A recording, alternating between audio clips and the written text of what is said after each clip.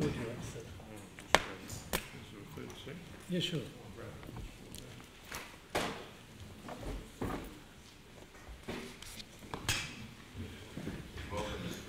Good morning. Thank you very much indeed. Good morning. Thanks for taking the time.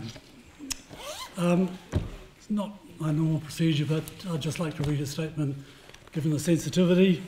Would you mind if I just Please. making the comments directly to you? Well, firstly, we'd like to thank you for coming back. It's really important for this matter to be rectified. It is, as you understand, a very serious matter, and thank you for your willingness to do this.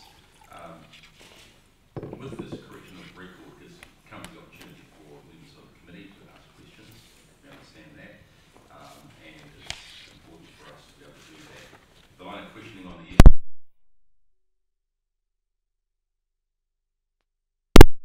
and those questions have been validated by recent events. So that's a good example of the committee at work and Parliament doing its job. I thank you for appearing, sending us a written statement and correction would not have been adequate enough, because I do believe appearing here demonstrates the seriousness of the matter. It also enables the work of the committee to fully function, and also it enables the extent of willingness of Radio New Zealand to rectify the matters as well, demonstrates that. So thank you very much for both of you appearing, and we'll hand over to you now. Thank you for your statements. Thank you very much, Mr. Chair. You'll note that Hureni QC is with us largely because of, if there's any technical questions on law, he'll be more prepared to answer them than I will be, given the expertise.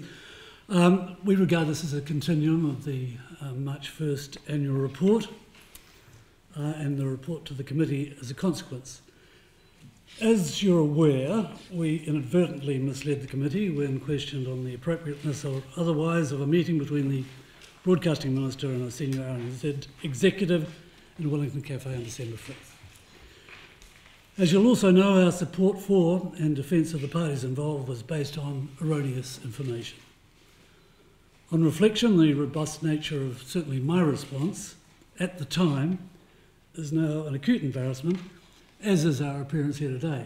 Quite honestly, it's embarrassing for us, but we're in a position that we feel we have to explain ourselves.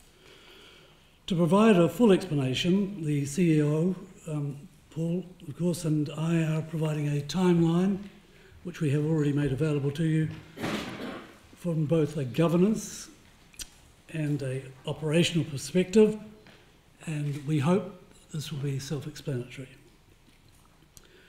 From a personal perspective, I'm devastated that an attempt to cover up a prosaic meeting, and it was a prosaic meeting, in a Wellington Cafe has resulted in the loss to RNZ of a valued and talented executive, damage to the RNZ's relationship with this new government at a critical time in the company's evolution, reputational damage for a range of individuals, and potential damage to 8 years of, I suppose, work and hard work to rebuild the company from a position it was in 8 years ago. I suggest the why, when and how will be decided by this committee, but it's obvious that the problem is not the meeting, it's the problem of deception. The action taken once we were faced with the facts was inevitable. We couldn't know what we knew on March the 24th, and I'd rather not know what we knew on March the 24th, but once we knew it, I'd like to see it go away, but we couldn't, so we had to take the action appropriately. We did so in the full realisation that the damage that would follow would, to some extent, be self-inflicted. Paul will speak to the committee from a CEO operational perspective, and if questions are intended, I'll answer governance-related questions. Paul will obviously answer in his capacity as CEO. What I would like to say, though, before we roll into Paul's statement and your questions, is this is still a very strong, independent and robust company. It has all the values that we've installed in it over a period of years, fully in operation. The staff morale is as high as it's ever been, and will continue to operate as well as we possibly can under the circumstances into the future. We don't feel in any way that we've been kneecapped. Paul. Thank you. Thank you to the committee and Mr. Young. I am sorry that I'm here today to set the record straight, but I'm also very happy to do so. It's very important that we talk about what happened. I sincerely apologise for inadvertently misleading you based on information I believe to be true at the time. It's been a tough time for us, as Richard's indicated, but I did want to assure the Select Committee that our independence and integrity are intact. If you want sign of that, you just need to look at how we've told the story ourselves and done really hard journalism, independent, confronting journalism around that. I think that is a measure of the robustness of RNZ and our spirit and our commitment as an independent news organisation. The meeting was unfortunate. Any perception of any kind of interference with our integrity is deeply concerning. And then, as Richard said, then the fact that we were misled about what happened made it doubly a problem. What we're trying to do is be absolutely open around the events and make sure we've clarified everything we need to clarify. But just to go back to that other point, I can assure the Select Committee that RNZ's mission is too important for us to be deflected by this, and we're going to keep going and we're going to keep doing our job. And thank you for your time today. Thank you very much for those statements, and indeed I think we are looking for that strength of commitment to the charter on which you operate, which is impartiality, independence, accuracy, balanced reporting, in those matters. And can I say that your words here today are comforting to hear. No doubt it has been a traumatic period of time for you, and though you made the comment the problem was not the meeting, but the cover-up of it, certainly that meeting itself would be of a matter of concern, I think, to us regarding the impartiality. Yes, and look, I may not have been quite clear enough, but I absolutely agree. It was unfortunate. The meeting was unfortunate. Anything that happens that creates even the impression or the perception of a threat to our independence is a major concern, so I agree. We'll go to Liz Lee, then come to this side. Thank you for coming back, and I realise that it would have been quite a difficult one, and I understand, and thank you for the statements that you've actually made on correcting the circumstances, and actually the timeline has actually been very helpful. I remember the conversation we had very well. I remember both Mr. Griffin and Mr. Thompson flicking me off almost as if, oh, it was just a very simple breakfast. We both feel very foolish. And so we are here today. So tell us, as Mr. Chair, Mr. Young has actually said, it is not the meeting that's the problem, but it is, isn't it? How does a state broadcaster, how should a minister engage with RNZ? It is not through the head of news or the content, but it should be through the chair and the CEO. Absolutely. No question about that at all. In a sense, when I say it was a prosaic meeting, it was prosaic in the sense that two people met in a cafe.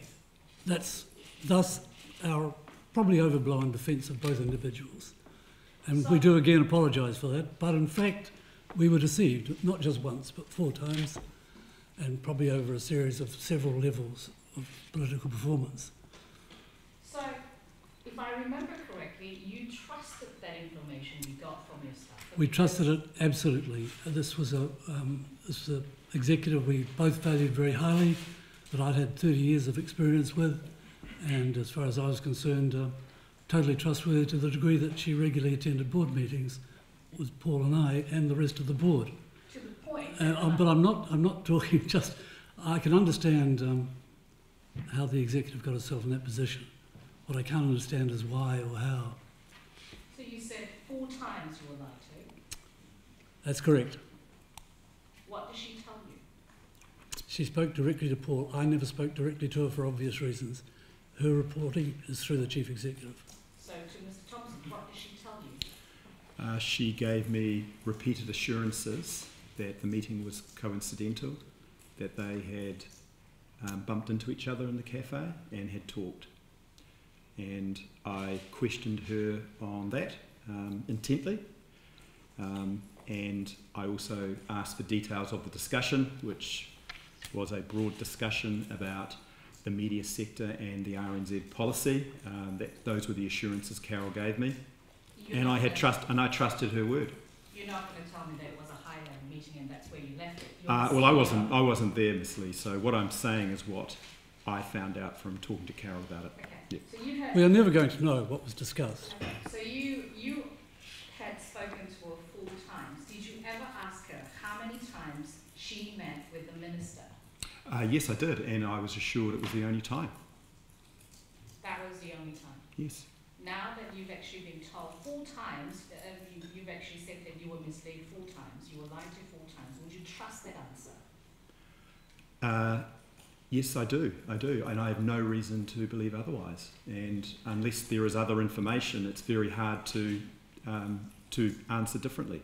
The truth is, Melissa, we wouldn't have known about a deception, and it was a deception, until I was advised in Wellington on Wednesday the 21st that we were on a very rocky road to damnation because essentially we'd been victims of a political theatre, and unless we did an OIA to the Minister's office, we'd continue to be. So when you're talking about political theatre, let's actually go back. Are you aware of any communications, including emails or texts, other than the ones that was already published in the media, around the Astoria breakfast setup, before and after that meeting? No, we're not. You don't.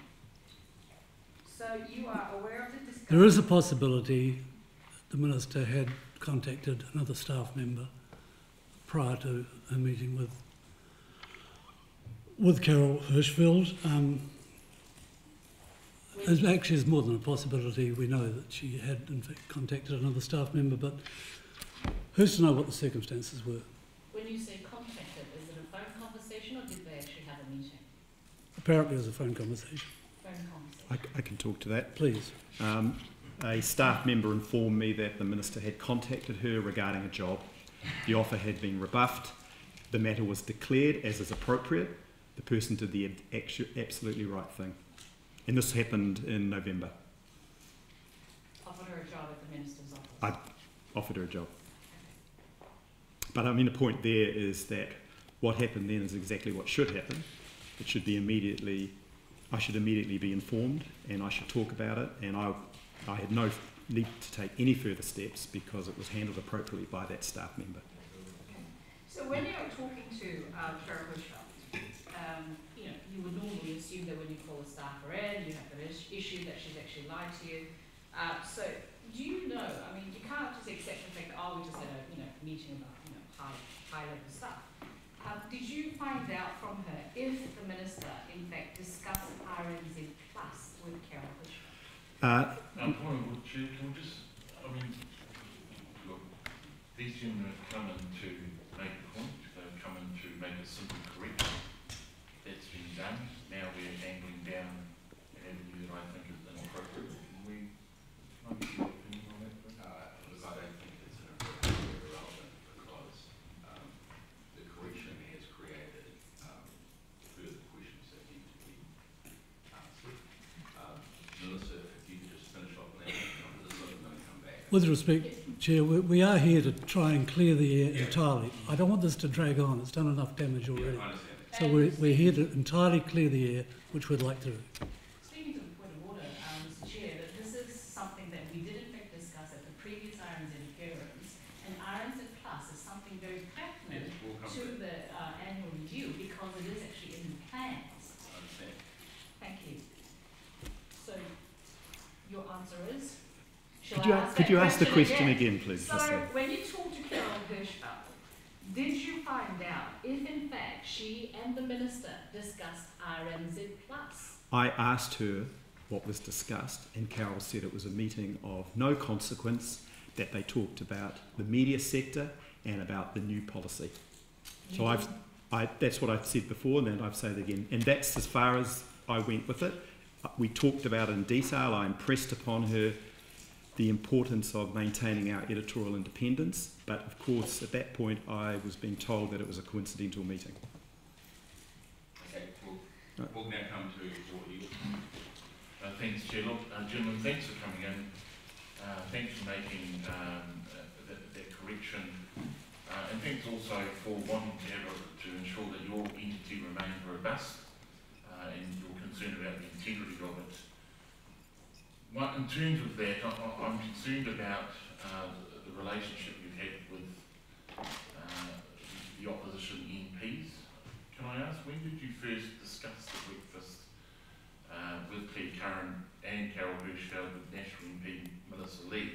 3 minutes to 10. 3 minutes prior to the time we put out a press release to all staff and the public advising of the circumstance as a matter of courtesy, which may be foreign to some in politics. I'm sorry, that's unnecessary.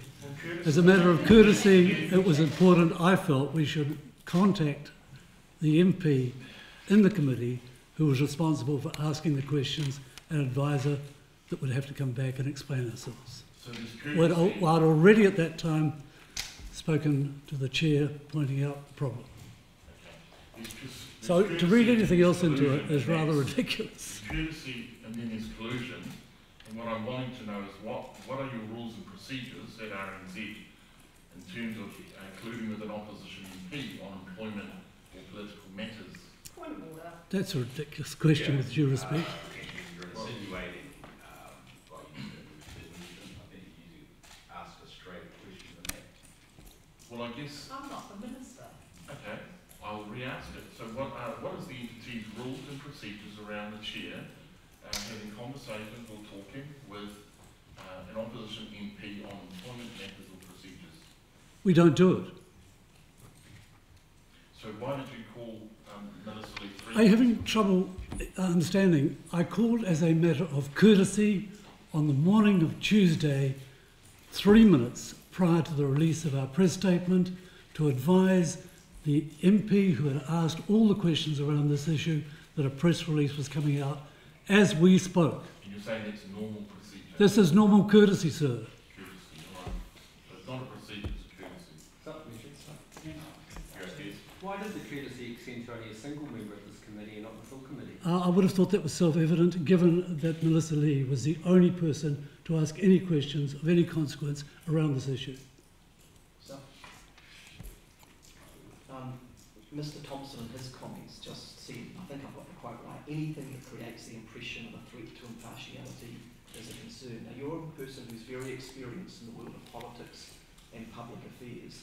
Can you not see how communicating with an opposition spokesperson in your area before a public announcement is made on a matter as serious and as political as this could create the impression, let's just leave the reality, at the very least the impression of a lack of impartiality? Mr. Wood, that's a ridiculous stretch. I've been in this business a long time. I know that courtesy is important to all MPs, and given the circumstances, it would have been extraordinary to leave the MP who had asked the only questions around this issue to find out via a press release. Have you done that before? Of course I have, all my career. You will contact a single MP? I will contact anyone who is directly involved if something is coming out that would directly affect their stand in the business. It's just a matter of obvious courtesy. The suggestion that it's somehow... Let's not go any further. Sadly, my blood pressure gets out of control. You've tabled a statement of evidence to the committee which touches on this matter, so it's reasonable to examine it. The question I asked was about can you not see how to create the very... No, I do not. No, I do not. Only the people with the political agenda who wants to make it look as some sort of sinister move. There's nothing to do with collusion at all. Can you tell us what was said in that conversation with both parties? Good morning, Melissa. I'd like to let you know that as we speak, a press release is being put to both the staff and the public that outlines our position following a series of questions from you at the Select Committee, to which we'll have to return. Melissa said thanks very much for letting me know, and hung up. So this is a matter of courtesy too, because we really do need to clear this up. So I just want to be absolutely clear, Mr. Griffin, is this the only time you've spoken to Ms. Lee about this issue? Yes, without any possible, yes it is. Right. So I still want to understand, have you discussed with any other opposition MPs? I thought I just made it plain to you. I got in touch with the chair. I got in touch with the chair directly. We knew the situation was impossible to back away from, and we had to now come back to the select committee. Right, so I called the chair on the Monday and said, this is the situation. I called Melissa at 10:03 to ensure that she also knew. So I understand the courtesy of calling the chair of the select committee. I still don't understand the courtesy of calling a particular MP on the committee, given that all the communication should go. Well, I'm not going to repeat myself. I would have thought it was obvious by now what my situation is. Mr. Can I just yes, can I make a point? We are circling around this issue, and I think Ms. Griffin has continued to reply the same way the last 3 or 4 questions. I would like to So, fresh question would be good. I want just really to carry a little bit on further on this. There is a whole lot of politics in this, as you have suggested. Of course there is. So I think there would also be a lot of concern around the fact that someone who was appointed to his role, a former National Party press secretary, was then contacted. I was not a National Party press secretary. I was press secretary of the Prime Minister of New Zealand. It happened to be a national government. To suggest I'm a member of the National Party is just nonsense. Oh, I wasn't suggesting you were a member of the National Party. Well, you just described me as working for the National Mr. Party. Griffin, you've asked for courtesy. Could we have some from you too, please? Certainly. Right. Yeah. Mrs. Bloom. Thank you.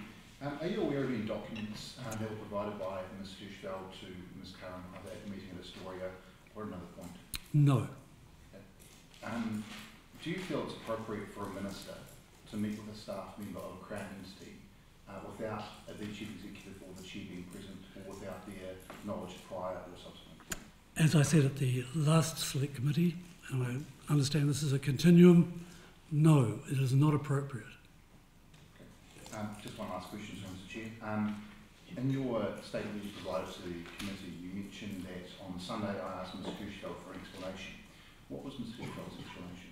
I'm sorry, would you repeat the question? On your statement you provided that you say, on Sunday I asked Ms. Hirschfeld for an explanation. No, I think you'll find that was the Chief Executive. Sorry, I, on Saturday, asked for an explanation from the Minister.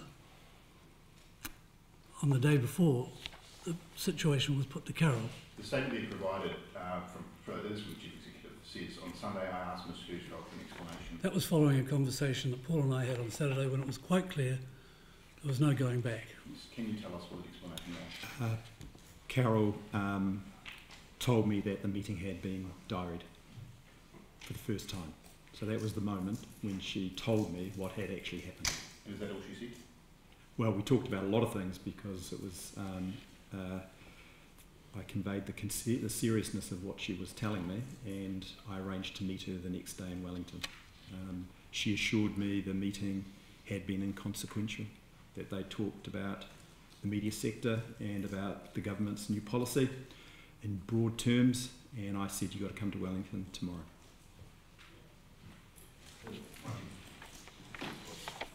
Responding to your statement, Mr. Chair, the Minister asked, when you asked the Minister on March the 24th why she hadn't informed you sooner, and in response she said, I should have asked her.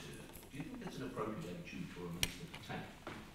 It wasn't an attitude that I felt comfortable with at all. No, in fact, it was a very difficult conversation, and as a consequence, we never got to the issue until towards the end of it.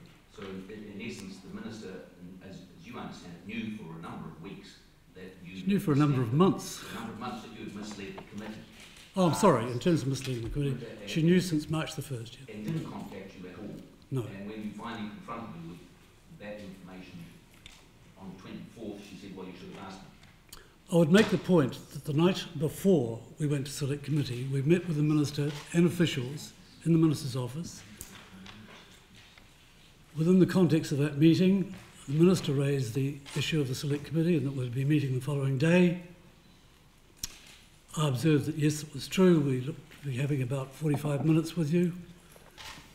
I said, is there anything of any concern you feel necessary to raise with me or with us? Anything that you feel might occur during that meeting that is of concern to you? Anything that might impinge on what I hope will be a very successful meeting given our excellent results.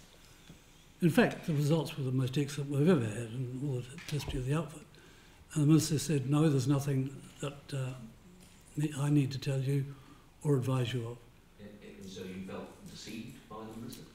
No, at the time I thought that's pleasing, good. No, as you know, in the past, the Minister and I have had several disagreements during the Select Committee meeting, so as far as I was concerned, it was going to be plain sailing. Right, but in hindsight, how do you feel? Well, I feel embarrassed, I feel disillusioned, and as I say, I'm a bit desolate that at the end of my term, this is where we are. We've got a follow on. On the 29th of March, you received a voice message from the Minister of Broadcasting regarding your appearance at this committee. How do you interpret that voice message? I would interpret it as a pretty strong suggestion that I immediately send a letter to the Select Committee Chair. The Minister seemed to be labouring under the impression at the time she left the message that we were to appear that afternoon, that is on the afternoon of Thursday last, to give our evidence prior to Easter. So she made it very clear that she wanted a letter, or wanted me to write a letter to the Chair of the Select Committee to be on his desk before 1 o'clock that day, which would then ensure that there wasn't a public hearing involving either of us. Of course, that was never a proposition that made any sense to me. Well, you've got to have a very good reason to have a Well, just in point terms of accuracy of information, the Chair has just made, he's made the comment that he was led to believe that the Chair didn't want a public hearing. Speaking to the point of order, As a debate point. it's part of the written statement. Okay. His written statement. Yeah, if you, I'm sorry, you can't. Accurate. It is on the desk. Excuse me, She did it Mr. Eagle, because the Chair told you, Mr. Chair, that he could not come here because he couldn't get a flight. I even checked in New Zealand, there were flights available from Nelson to Wellington that day. Were they? Sorry, listen. Mr. Chair, that's But just be careful. Sorry, Mr. Eagle, that is not a point of order, that is a point of disagreement. Right? And you It's can about accuracy, we need to get an accurate orders correction and now we're labouring. You can ask that as a question, but you cannot interrupt another member to bring your point of view across. Mr. Chair, my question. Thank you, Mr. Goldberg. To the Chairman, I guess the Minister called you on a mobile phone. Did you say the voice message? I listened to the voice message later in the day and replied accordingly. But the Minister, I also, she will have it on her phone. Do you have yourself? My response to the Minister was, apart from anything else, the meeting is next Thursday, not this Thursday, and I don't think it's appropriate for neither Paul or I to turn up to simply offer a letter to the committee. I don't think that's an appropriate action under the circumstances. The only action we have available to us really is to appear before that committee. In fact, we couldn't appear today for not just the reason that I couldn't get any flights, and I'm not prepared to debate that because the fact is, we'd also like to nail down exactly what we're going to say. Yeah. So do you have a copy of the voice message? Could you play it to us now? No, I won't, but I do. And was the implication, did you receive the implication that you shouldn't attend the Select Committee? The implication was, as far as I was concerned, that it would be far more satisfactory to all concerned if we just put a letter on the table and left it at that. I know your reaction would be, we'll receive the letter, but we expect you to turn up. I know you're not in a position to demand, but in the interest of transparency and open government, of course, that's what we want to do. I just want to go back, supplementary question, a couple of points. Sure. I mean, the line of questioning suggested that for a period of time, information about the breakfast meeting had not been passed to Radio New Zealand and the South. was in fact, I just want to confirm, your written evidence confirms that in fact the call was made by the Minister's office on the 1st of March. That's correct, isn't it? No one talked to me on the 1st of March, and I can talk to that. Can I just read from the letter from you? Someone in the Minister's office contacted Radio New Zealand over a ministerial diary entry for December 5th on the 1st of March. well, it wasn't me, and I never knew about it until the 28th. I accept that. The police, the police. CEO will talk to that. If I'm, Yes, a staff member at RNZ received a call from a staff member in the Minister's office to say that there appeared to be a diary entry. The information was passed on to me by my staff member. I talked to Carol about it again, and she again assured me that the meeting had been coincidental, and we had a long conversation around it. The point I'd make is that the information was second-hand. It wasn't formally raised through the appropriate channels, which would have been through the chair. I trusted Carol's word, and for me that was the end of the matter. And if you... I just wanted to confirm that in fact the communication went from the Minister's office on the 1st of March, because there's a sort of perception that was created in the previous line of questioning that information was sat on for weeks and weeks and weeks. Yep. In fact, it came through to RNZ on the 1st of March. Yes, as set out. Reached Mr. Griffin. No. Within your organisation for several weeks, but it went to Radio New Zealand on the 1st of March. Thank you. Just going back to the timeline, I know Mr. Wood has actually mentioned the 1st of March. From 1st of March to the 22nd of March, I think was the 2 times that the Minister's office rang RNZ to request... No, on the... Just if you look at the detail there, on the 22nd of March, at 1:55, I believe, I had a call from a Minister's staff officer to advise me that the Minister was facing 3 questions in the House that afternoon, that it was possible that those 3 questions would impinge on the meeting of December 5. As pointed out, the staff's attitude was we will handle this appropriately, but we'd like you basically to stay out of it. I was gobsmacked, quite honestly, given that the information I'd received the day before I was taking with a grain of salt. On this occasion, I said to the staffer, so what you're telling me is there's a direct entry, and you're now going to advise the House of that accordingly. I was advised that that was the case. I said, well, where does this leave the circumstance now? The staffer said, well, we've been through the diary and we can pretty much assure you that the Minister has not misled the House. I said, I think you're missing the point.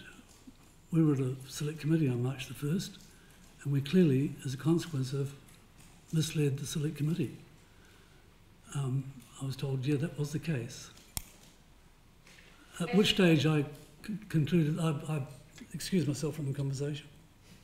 So, I'm going to get to this. Did you feel hamstrung by that kind of conversation, considering the fact that, you know, during question time in the House, the questions that I had asked, and the written questions that I've actually asked of the Minister, did she have a meeting with Carol Hirschfeld? Her first answer was, actually, who did she meet? She didn't actually mention her breakfast with Carol Hirschfeld. And then subsequently at select committee, I asked about the breakfast, and I know you actually felt really uncomfortable. You tried to, you know, tell me that I was being silly. I really believe, no. And then in the House, the Minister basically had to correct her answer, saying that it was a casual breakfast, that it wasn't an official meeting per se. Would you consider being diary in the Minister's diary with Carol Hirschfeld's initial CH and the location Astoria a formal meeting? As far as I'm concerned now, it was not only a formal meeting, it was a contrived meeting. And would you consider, I mean, for the public, I mean, you know, people will be wondering, what is such a big deal about of course a they will. breakfast and a meeting? I mean, if you're having a formal meeting with, let's say, you know, Dr. Panchikama, I would probably put it in my diary as Dr. Panchikama. Why do you think she was diary as CH? I'm not going to speculate about the Minister's actions. Was Carol Hirschfeld's position on RNZ Plus any different to yours or the chief executive's? No, that's a canard. In fact, I can assure you, and I say this without any qualification, that both Paul, I, the board and the minister were on lockstep in terms of policy. The suggestion that somehow this was an erosion of trust between two of us and somehow the minister had a policy and we didn't. We had arrived after much talk at the evolution point where, as a matter of policy, the board, the management and the minister all agreed that we had to evolve the policy as soon as we were aware of what sort of money may or may not be available in the budget round. We had put forward 9 propositions in terms of planning to the minister, and we'd worked our way through the whole lot. We were well on our way to having a firm agreement. We didn't tell the select committee on our last occasion that our vision was somewhat different from the linear vision without knowing full well the minister agreed. To the best of your knowledge, was the chief executive's role discussed at the Astoria Cafe meeting with Carol Hirschfeld and Claire Curran? I'm sorry, I'm not clear on that question.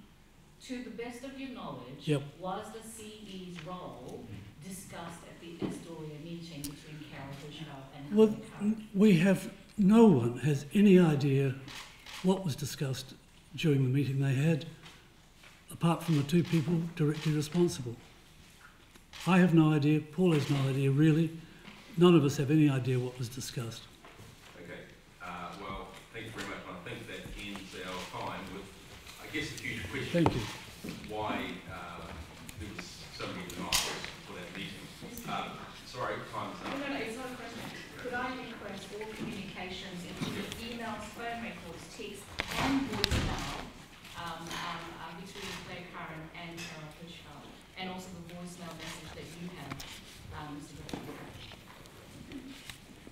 Yes, fair enough. You've made the request. Thank you very much, gentlemen. Thank you very much.